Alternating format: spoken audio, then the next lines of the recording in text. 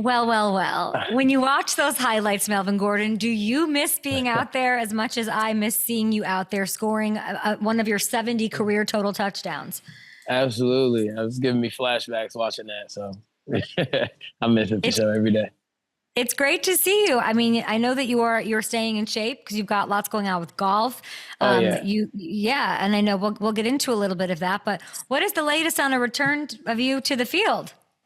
I don't know yet. It's just, I went the whole year last year without playing, and just being out a whole year, it's not easy to just go back in there and just, what I mean? You've been doing something for 20 years and then to take a year off, that's a long time. So, it's just kind of up in the air with everything. But, right now I'm just kind of comfortable golfing and kind of spending extra time with the family and friends. Do you want to play? I mean, I've been doing it my whole life, like I said. So it's like, yeah, you do. But, you kind of understand, I understand my position. And as a running back, being out a year and being, 32, it's just not that easy. They like younger backs. They're cheaper. They come in. And so, you can't really fight that. It's not the position like a receiver where you can come in and kind of steal some years. Our position kind of don't work like that. And I feel like it's only so much you can control. Like it's not based even on like what you have left, which I'm going to get to. If you're not going to, you're going to be humble over here. That's fine by me. But it's just like who's available, who needs something. Anything can happen in the next coming months, even in the playoffs. Like I'm thinking Jags. I'm thinking Cowboys. I'm thinking Giants. They could all use running back help. Your former running mate, Javonte Williams in Dallas. I could see you in those places. And these teams, I just want the phone to blow up. Like you literally ran over the AFC West. Like let's not forget this. 2016 to 2021. Take a look at this. Top 5 in carries, in rushing yards, in touchdowns. When you look back on that time, what are you most proud of? The touchdowns was I enjoyed, getting in the end zone because it was a big credit to our offensive line, to the guys, the field, to everyone. Because it's so many parts that got to take place for you to be able to succeed as a running back. And I got to be able to dance a little bit and just kind of show my personality. So I enjoyed the touchdowns, to be honest. You were dancing before they allowed dancing. That's what I remember. Right. Before celebrating was allowed and it was frowned upon even. You were like out there showing who you are. You're always so fun to watch. I don't think it's over. I think you have more to give. And I'm excited about that. What I'm most jealous of with you is always just getting to play with Phillip Rivers. Like you just getting to be his security blanket. When you think about when I say the word Phillip Rivers, what comes to mind? Great leader. Great dad, Hall of Famer, and just different. The way he threw the ball, his mechanics is just a lot different than what you're usually used to seeing. But, he was just so smart. He was a phenomenal player, and he was so fiery. He got us pumped up. He was one of the most competitive people that I know, and I'm a very competitive person. That's just who I am. And so it's rare that you run into guys that shares that same passion. And he walked and talked with that every day, and that's what we enjoy most about him. Sean Merriman was on my show not long ago. He's saying he's a Hall of Famer. You just used Hall of Famer as one of the first things that come to mind. There's people who don't think he'll be a Hall of Famer or he should be. What do you say to those people? They probably hating, or, they probably got a guy that, they felt should have been in a lot earlier and feel like Phil didn't do, or because he didn't win a Super Bowl. But, you have guys that don't win a Super Bowl and get in. Obviously, it's a thing that's hard to do. I don't even know what the percent is on people getting a Super Bowl, but I'm pretty sure it's very small. So, we can't discredit his career because he didn't end up with a ring. Phil's a phenomenal player, and anybody played against him will tell you that. Well said. And you were a big part of his success. I specifically remember one touchdown, if you'll allow me, if you'll walk through it for me. This was back in 2018. It is, I believe, a 66-yard touchdown. It was week 10, Rivers to Gordon. What do you got? Oh, it was a blitz. It was a blitz coming. So, I kind of knew that I was hot. So I knew I have to, with Phil, we went through this play a lot of times. If you could see the guy blitzes on the end. So, So I'm the hot man. So I know I'm getting the ball. I'm the first read. So, I just got the ball. I knew he was going to come to me fast. I knew, Phil is smarter than anyone. So, we were on the same page with that.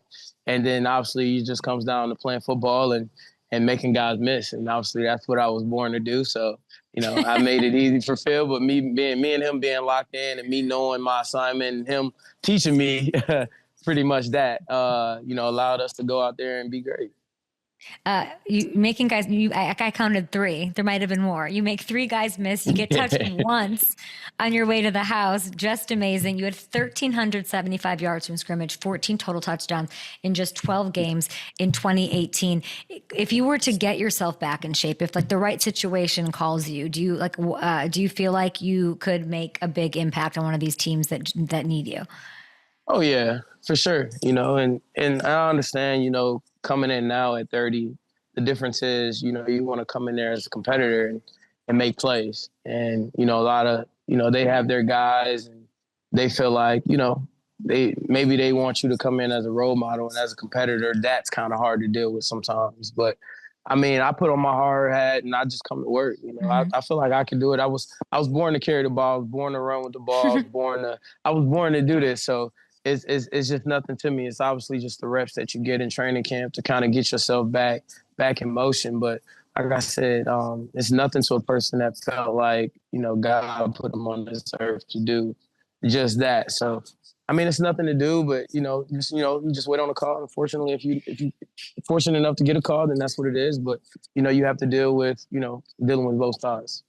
You're very, always have been very level-headed and honest and realistic about the running back position. So and I've asked you about this every time I talk to you, but now I feel like isn't it a little different? Like I'm looking at, it's like running backs don't get valued and all that. Has that changed at all? Because watching these seasons from Saquon and then they get ahead of paying him, you had to effing love seeing that. And then Derrick Henry getting extended this offseason at that, at a bigger age than usual. Do you think the value of running backs has changed, or am I being optimistic dumb about it?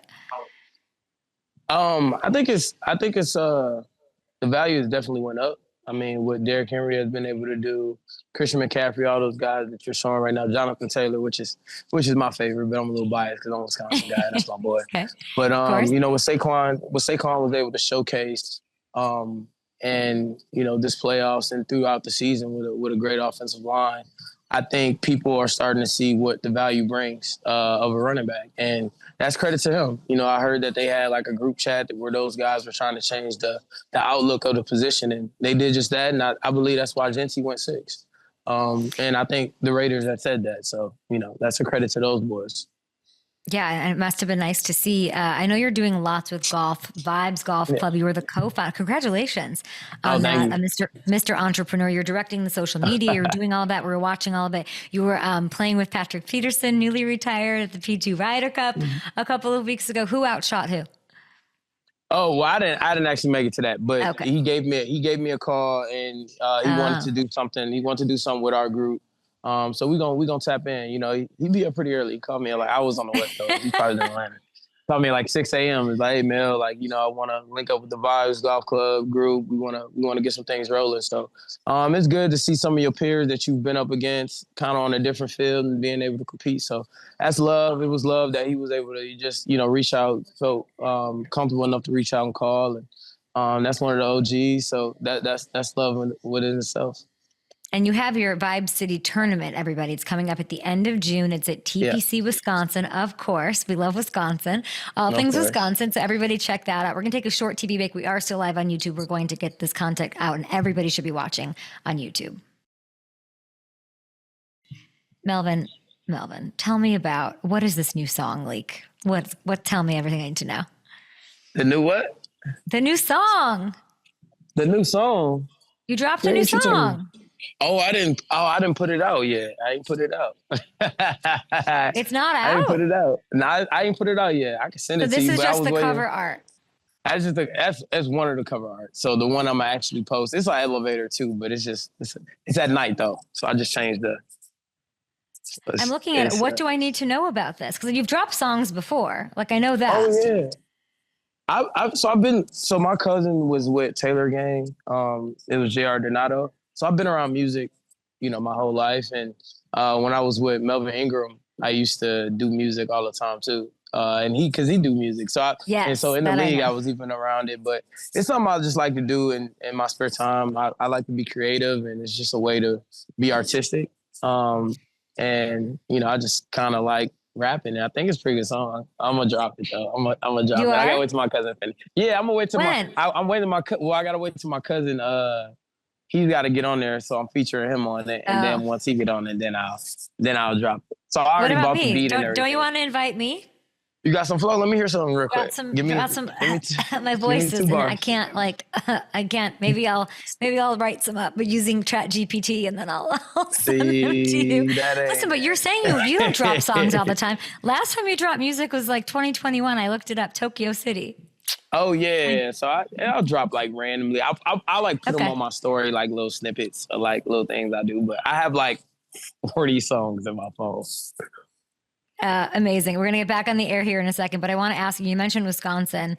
Hold on. I wanted to ask you about the Ravens. That's what I wanted to ask you. Obviously, we just talked about Derrick Henry and all of that. You witnessed his most recent MVP season back in 2023. Do you think, and if you look at the odds right now, like the Ravens and the Bills are above the Chiefs, is that how it should be? Are they the biggest? Should they be the favorite, even though the Chiefs represented the conference? I mean, the thing is about all that stuff is you can go out there the first game and they be like, oh, wait a minute, these guys don't look like what we thought, and then it'll change right away. So, I mean, that's just what they're predicting from the start, but we all know, I mean, you can go out there and, God forbid, somebody gets hurt, and they lose one of their best players, and then the odds change right away. So, you got to look at that with a grain of salt. I don't think that motivates any teams. I don't even think the guys on the team look at that. I mean, no one really cares because we all know when you get to the playoffs, who cares if you're the best team during the regular season? It's about being the best team on this particular day. So I don't think coaches care about that. No player either. What team can I manifest for Melvin Gordon? What team has what you would look for? What? At this point, any team, honestly, you just, you get to this point and you're just grateful that, you get a call because, you being out, you just realize, whether a team is really good or bad. At this position, some guys look for a ring. I thank God for the Kansas City Chiefs, Big Red and the boys. They were able to get me that. So at this point, it's just whoever allows you to just kind of continue your dream. Sounds like you're ready to work. Yeah. Sounds like you're ready to go. I mean, I stay at it though. I was in the gym. That's what I wanted to hear. Melvin Gordon, the show is over. We appreciate you. Talk soon. Thank you. Thanks, man. Good to see you.